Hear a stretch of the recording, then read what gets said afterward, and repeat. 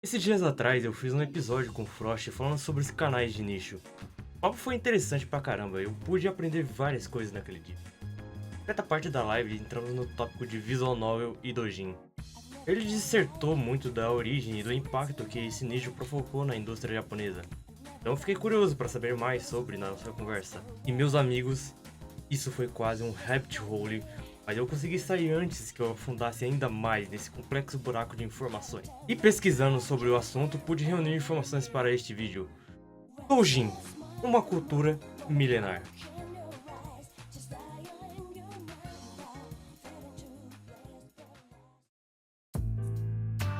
Quando pensamos em anime, mangá ou jogos japoneses, é fácil lembrar dos grandes estúdios, dos autores renomados e das franquias mundialmente famosas, ou da putaria que é o Japão. Mas isso também entra na conversa. Por trás dessa indústria colossal existe uma cultura paralela, muitas vezes ignorada fora do Japão, mas que teve impacto profundo e duradouro.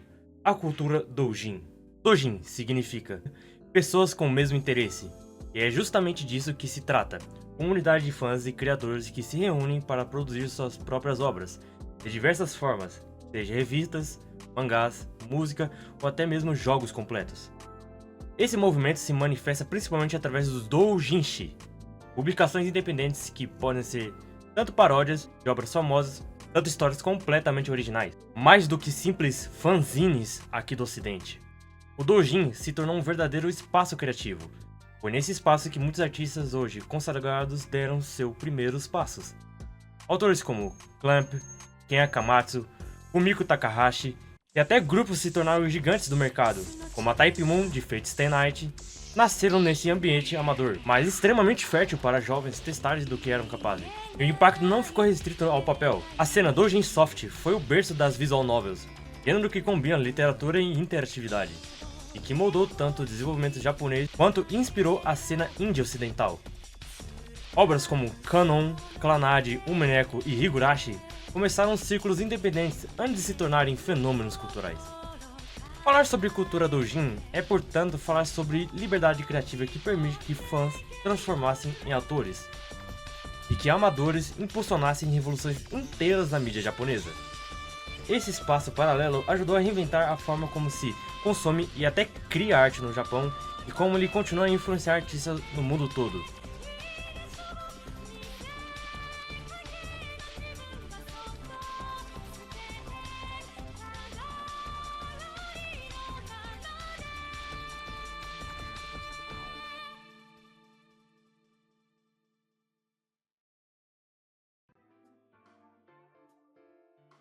Para compreender a fundo a cultura doujin, é essencial primeiro entender sua terminologia, refletindo a maneira como os japoneses organizam e expandem essa tradição criativa. Aprender a etimologia, o significado das palavras, é essencial para nos tornarmos mais sábios. Dentro dessa lógica existem ramificações importantes. H-doujin, ou hentai doujin, designada aos doujinshi de conteúdo sexual explícito, o que muitas vezes se torna a porta de entrada para artistas experimentarem técnicas e estilos antes de migrarem para obras comerciais. Embora polêmico, esse subsetor é parte inegável da cultura doujin, responsável por movimentar grande parte do mercado em eventos como a Comic Cat. Muitas pessoas que não vão a fundo no assunto acreditam que doujin e doujinshi é sempre referenciado a um conteúdo sexual. Mesmo não estando completamente errado, é um erro colocar todos na mesma prateleira. Ciclos, ou sakura, são os grupos de autores e artistas que produzem juntos cada círculo. Funciona quase como uma marca independente, unindo escritores, desenhistas e programadores, ou até músicos, em torno de um projeto em comum. É nesses círculos que nasce a colaboração criativa que sustenta a cena. Por fim, é impossível falar de terminologia sem mencionar a Comic Cat, Comic Market, o maior evento de doujinshi do mundo, realizando 2 vezes por ano em Tóquio. Ele reúne mais de 500 mil de pessoas, entre criadores e fãs, e se tornou seu principal palco de divulgação e circulação de obras. Para muitos artistas, estar presente na Comic Cat significa que não apenas expor seu trabalho, mas também se inserir oficialmente na tradição. Assim, cada termo desse universo, doujin, doujinshi, doujin soft, h-doujin e círculos, compõem um vocabulário que ajuda a entender como os japoneses transformaram as criatividades amadoras em um verdadeiro movimento, e vai muito além de simples fanworks ou indie.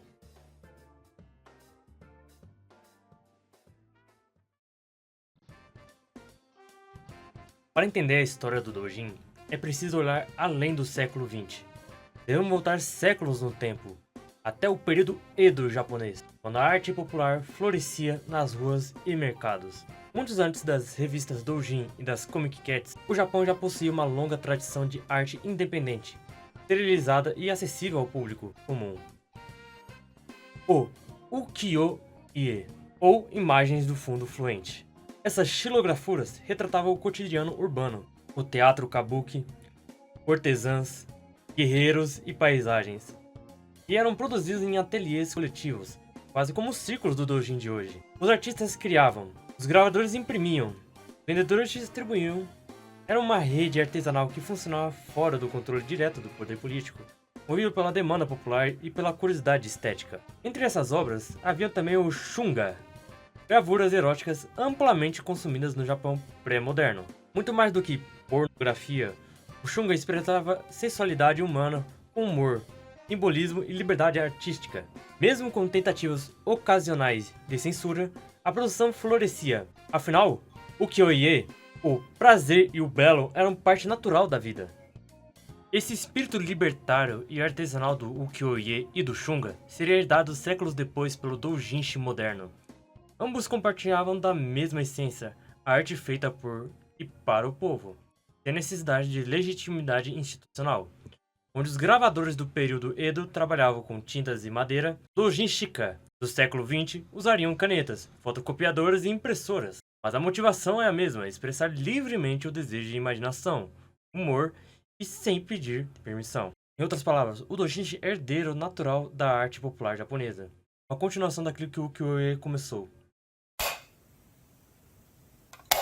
A trajetória do doujin nasce na virada moderna do Japão, em 1874. A revista Meiroku Zashi serviu como pioneira ao cristalizar a ideia de publicações feitas por grupos de afinidade, o início do que mais tarde chamaríamos de doujinshi.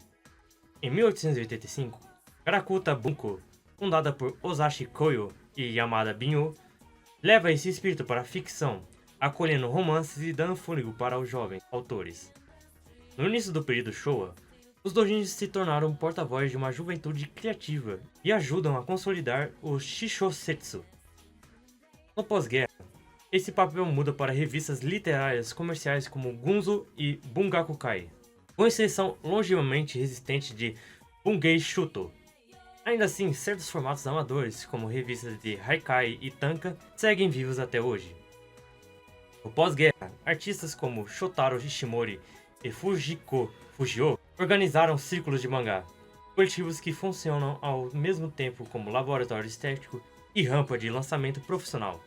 Ao longo das décadas de 1960 e início dos anos 70, os círculos migraram para clubes escolares e espaços comunitários, preparando um terreno para um marco que mudaria tudo, a Comic Cat. Em dezembro de 1975, acontece o primeiro Comic Market, com apenas 32 círculos e cerca de 600 participantes.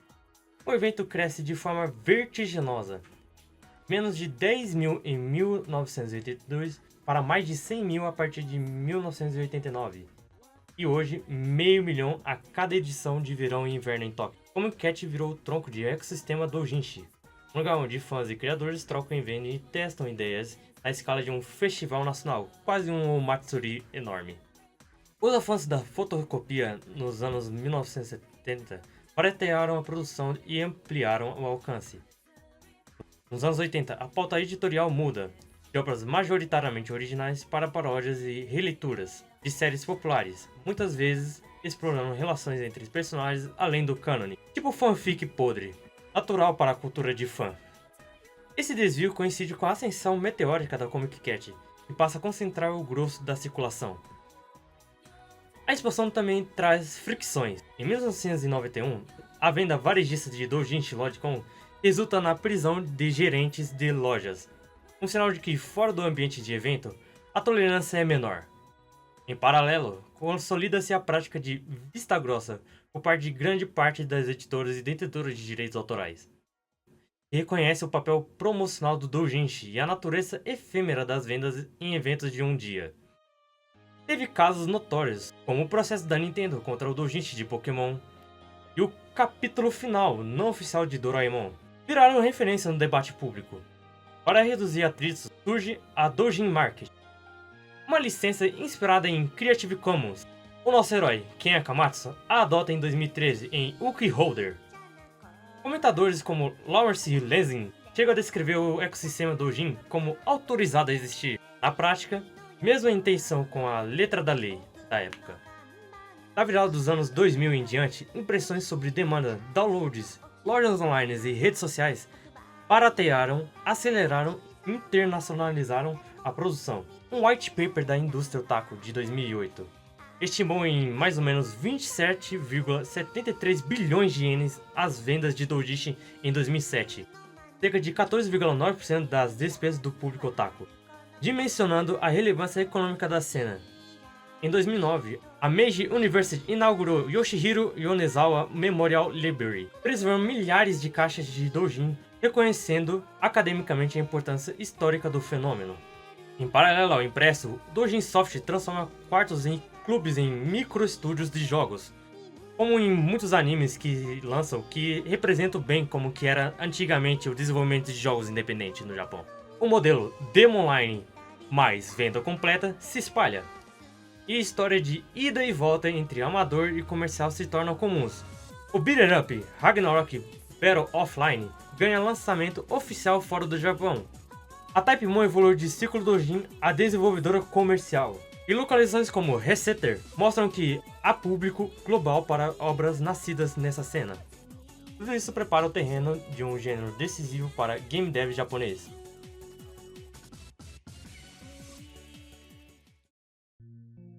Na produção dos jogos, começaram mais ou menos assim. Nos anos de 1990 e 2000, a produção dos jogos doujin acontecia em condições bem limitadas, para não dizer precárias. Ferramentas acessíveis como NS Scripter e mais tarde o OnScripter permitiam transformar histórias em jogos narrativos.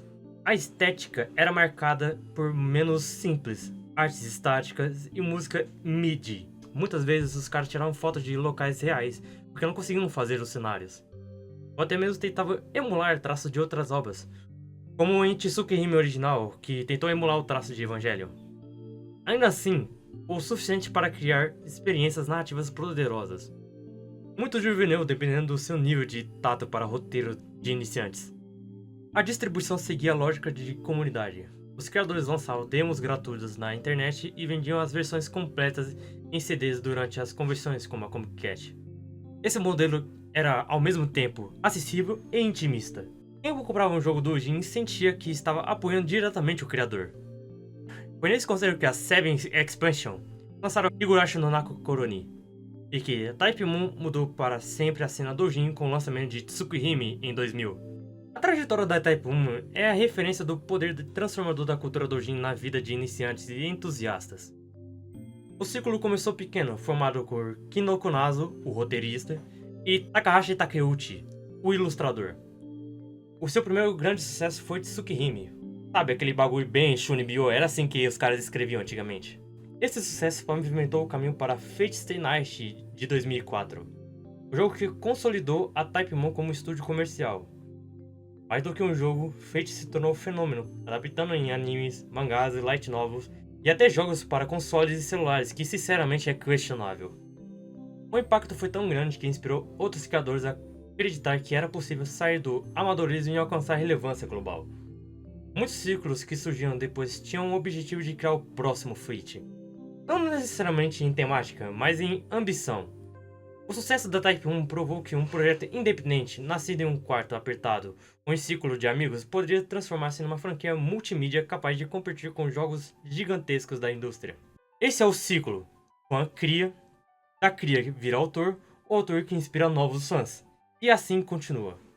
É o coração da cultura doujin. Cada obra publicada, seja um mangá e paródia, uma visual novel original, funciona como um convite à experimentação.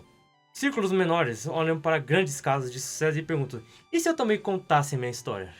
E assim, a produção de doujin continua a se renovar. Não é apenas um mercado alternativo, mas uma tradição criativa que oferece espaço para o risco, para o erro e para a inovação. Algo que muitas vezes o mainstream não permite.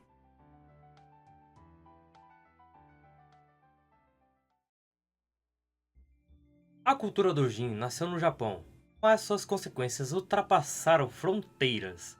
O movimento criativo restrito a círculos de fãs em Tóquio acabou servindo de inspiração para o cenário independente mundial, ainda que cada cultura tenha desenvolvido o seu próprio caminho. No Ocidente, a figura do criador independente se consolidou como o indie, especialmente no mundo dos games. Porém, há diferença essencial entre indie e doujin.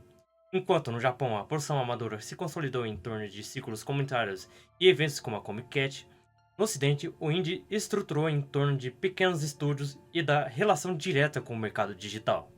O indie ocidental muitas vezes é movido pelo desejo de inovação tecnológica ou crítica à indústria AAA, enquanto a indústria doujinshi foi desde o início uma expressão comunitária, mesmo sem expectativa de lucro. Essa diferença explica por que doujin desenvolveu uma rede cultural sólida, enquanto o indie depende de mais plataformas de distribuição.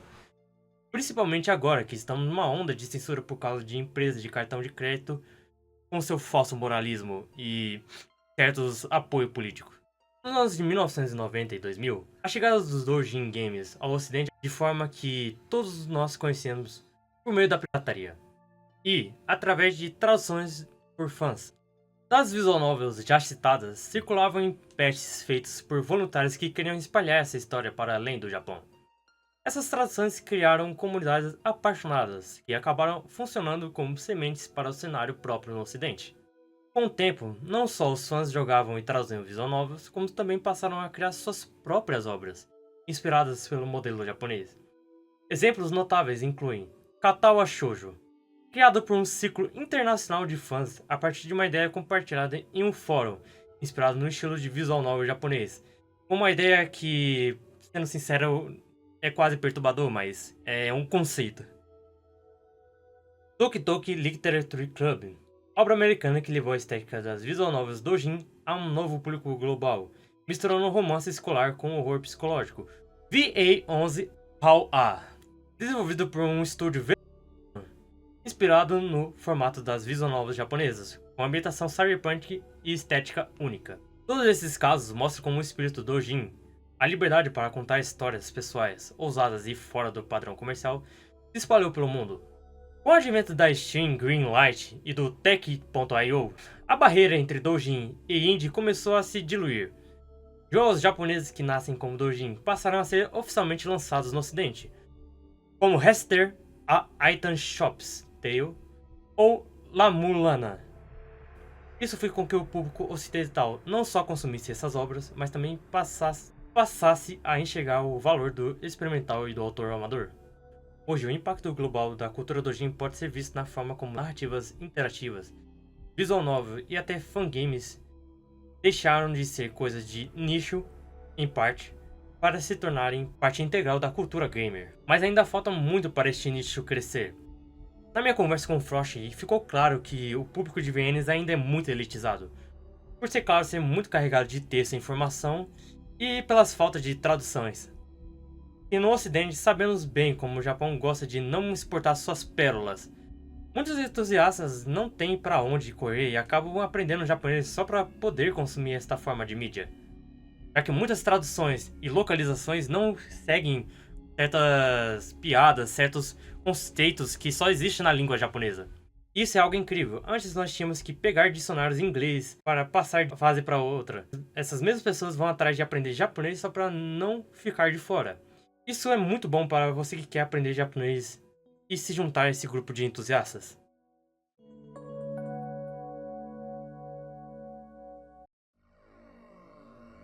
Sendo sincero, eu não prestei muita atenção nessa parte do cenário. Tanto que o Frost, que eu dei uma consultada para ler o meu roteiro, disse que iria ficar incompleto se eu não falasse do cenário musical. Beleza. Dentro da cultura doujin, a música sempre ocupou um papel essencial, não apenas como trilha sonora, mas como uma expressão criativa quase essencial para qualquer mídia.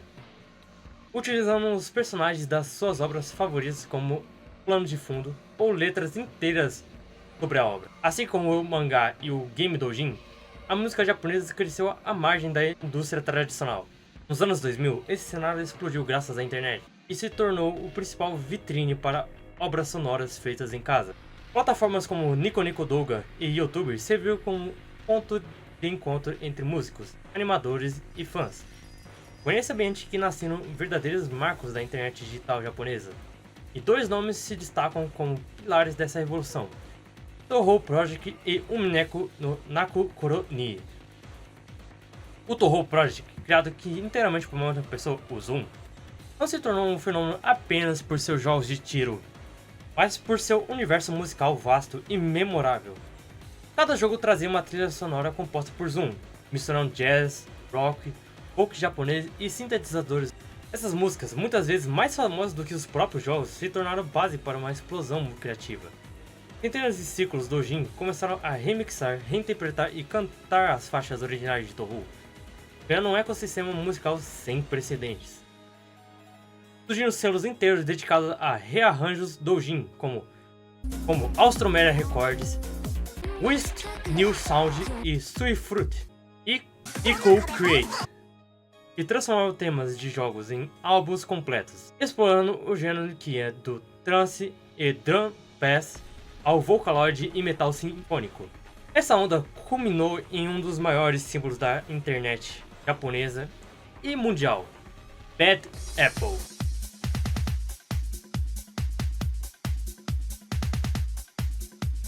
Originalmente uma música instrumental do jogo Touhou 4 Lotus Land Story, ela foi reinterpretada pela Almost Records com os vocais de Nomiko e debutou em 2004 com seu próprio círculo. E, em 2009, ganhou o clipe da silhueta das personagens que viralizou globalmente. A animação em preto e branco, sincronizada com as músicas, tornou-se um ícone absoluto, representando a fusão perfeita entre som, imagem.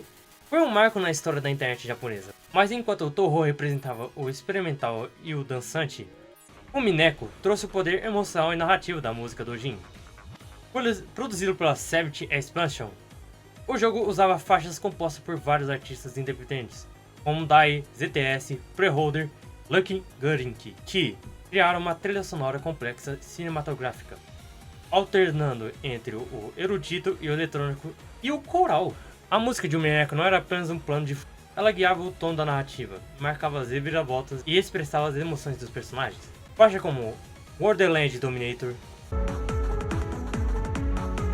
Golden Slaughter e Hope se tornaram emblemáticas e foram amplamente remixadas e interpretadas por fãs, reforçando a ideia de que o som, com certeza, é mais impactante do que um visual bonito. Esses dois fenômenos, Touhou e Umineko, consolidaram uma nova forma de expressão. A música doujin, ela deu origem a bandas virtuais, colaborações entre animadores, compositores e até a popularização de tecnologias como Vocaloid, que permitiu a criação de músicas completas com vozes sintetizadas. A internet transformou o doujin musical em algo vivo e imutável. Músicas viajavam entre círculos, ganhavam novas versões, eram animadas, remixadas e republicadas. Cada remix era, em essência, uma obra coletiva, um testemunho da filosofia doujin, de colaboração e reinvenção.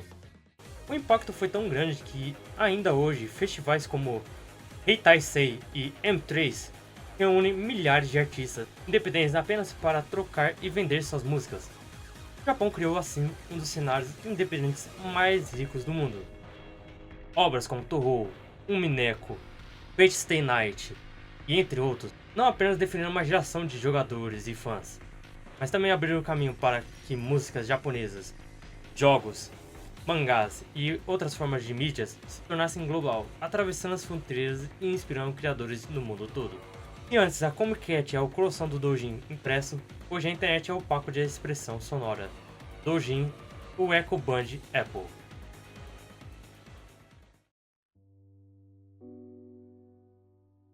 Tá certo, acho que podemos seguir para a finalização deste vídeo. Tive que cortar uma parte inteira do vídeo pois iria ficar muito extenso e prolixo. A cultura doujin é a síntese perfeita do espírito criativo japonês, ponto de encontro entre tradição e liberdade. Desde as gravuras do ukiyo-e e o shunga do período Edo, até os doujinshi moderno e os jogos independentes. O Japão sempre cultivou uma arte feita por paixão, nascida do povo para o povo. O doujinshi e o doujin soft mantiveram viva essa herança, transformando amadores em profissionais, fãs em autores e pequenos círculos em grandes estúdios. Foi dessa chama criativa que surgiram obras como Fate Stay Night, Clannad, Higurashi e Umineko. Histórias que mudaram o rumo da animação, dos games e da literatura visual. Além das músicas virais que dominaram a internet. Mais do que um passatempo, o Doujin é a prova viva de que a inovação nasce da liberdade. Ele é o motor que continua impulsionando a cultura japonesa. O seu impacto ressoa até o ocidente, inspirando criadores do mundo inteiro a contar suas próprias histórias. Se você gostou desse vídeo sobre a história do Doujinshi, deixe o seu like e se inscreva no canal. Comente o que você gostaria para os próximos vídeos, porque aqui prezamos pela liberdade criativa. Boa noite, ADM tem fimose.